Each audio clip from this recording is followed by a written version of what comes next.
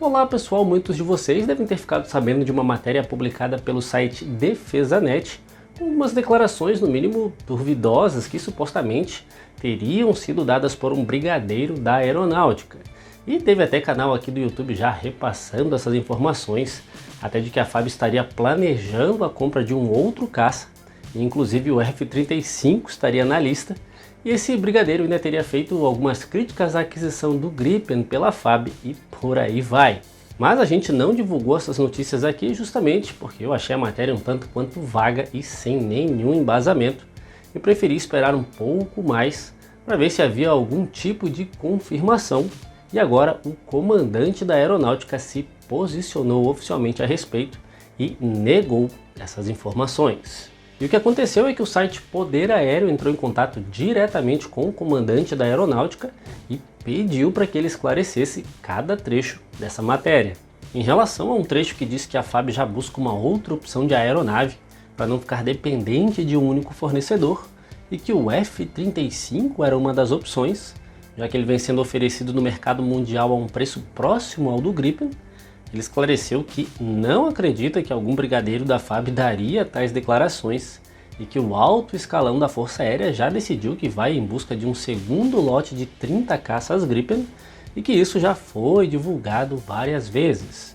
Então ele nega essas afirmações, até porque se a gente for parar para pensar, primeiro deveria existir o interesse dos Estados Unidos em oferecer o F-35 para o Brasil, coisa que a gente sabe que não há, já que os norte-americanos se reservam o direito de vender essa aeronave somente para grandes parceiros militares. Eles não vendem para qualquer país, ainda mais se não houver garantias de que esse país vá manter em segurança os dados tão fortemente protegidos dessa aeronave. Tanto é que a gente viu aqui que nem mesmo para Taiwan, que eles defendem, eles não vendem, pelo receio de que caia nas mãos dos chineses. Então realmente um oficial general da FAB afirmar que o Brasil estaria de olho no F-35 é algo que não faz nem sentido nesse momento. E a declaração de que a FAB estaria interessada no caça norte-americano por causa do preço, que seria quase o mesmo do Gripen, também não procede,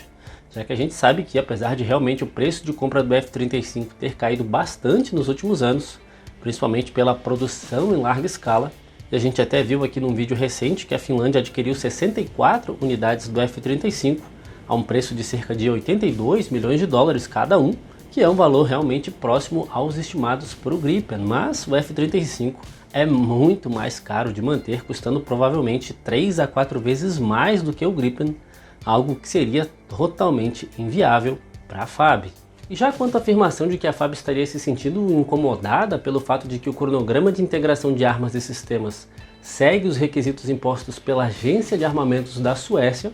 o comandante da aeronáutica também negou que haja quaisquer incômodos por parte da FAB nesse sentido. Ele ainda rebateu um trecho que afirma que, pelo número limitado de caças F-5 em operação, a entrada em serviço do Gripen é altamente prioritária, e quanto a isso ele afirmou que a FAB tem um complexo domínio logístico sobre o F-5 e que quaisquer eventuais atrasos nas entregas dos Gripen vão ser compensados por um replanejamento na frota de F-5.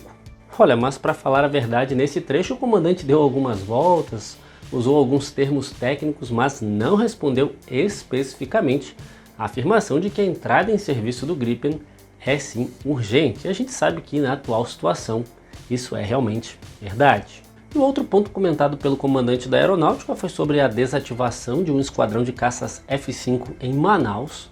e com isso não há mais caças supersônicos operando na Amazônia. E a matéria afirma que isso estaria causando um alarme. Quanto a isso, ele esclareceu que a operação do F-5 em Manaus atendeu a uma diretriz da chamada Estratégia Nacional de Defesa,